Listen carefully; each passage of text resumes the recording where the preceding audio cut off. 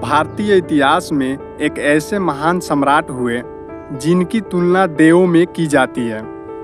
एक ऐसे निषाद सम्राट जिनके दरबार में 9 रत्न रहते थे, जिन्होंने पूरी पृथ्वी पर शासन किया था।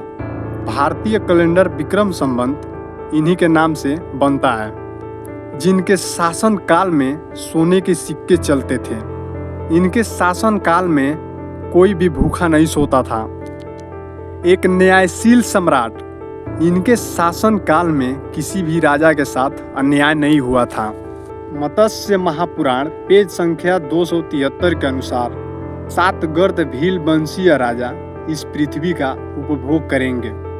सिंहासन बतीसी और बैताल पचीसी की कहानी।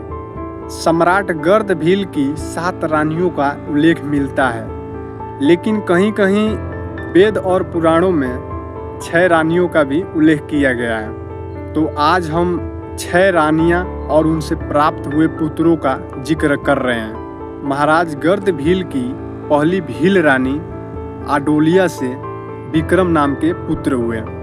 रानी आडोलिया युद्ध में हमेशा अड़िल रहती थी।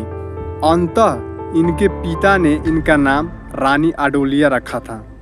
योद्धा रानी होने के कारण इन्हें ग्रंथों में छतरानी भी कहा गया है। दूसरी भील रानी रुद्राणी से धन्वंतरी नाम का पुत्र हुए।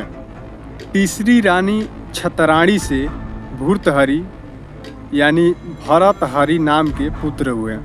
चौथी रानी सुदराणी से बैताल नाम के पुत्र हुए।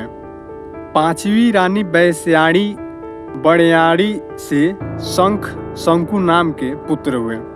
और 6वीं रानी ब्राह्मणी से सरस्वती सौम्य दर्शन वीर माता से वीर रुचि नाम के पुत्र हुए। महाराज गर्द भील के 6ठी रानी सरस्वती के बारे में बताया गया है कि कालकाचार्य नाम के एक ब्राह्मण थे, जिनकी बहन थी सरस्वती।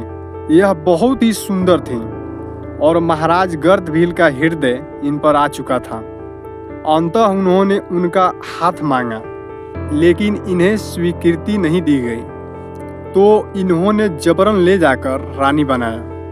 क्योंकि निषाद भील परंपरा में जब कोई युवती पसंद आ जाए और उन्हें पाने की सारी रास्ता बंद हो जाए, तो उस युवती को बलपूर्वक ले जाना क्षत्रिय धर्म है। आज भी उज्जैन में महाराज गर्द भील की प्रशंसा में गंधर्वपुरी में भील महिलाओं के द्वारा गान गाया जाता है। भारतीय इतिहास में विक्रमादित्य उपाधि धारण करने वाले कुल 14 राजा हुए, जिसमें गुप्त सम्राट चंद्रगुप्त द्वितीय ने प्रथम बार विक्रमादित्य उपाधि धारण किए थे और द्वितीय विक्रमादित्य प्रसिद्ध हुए थे।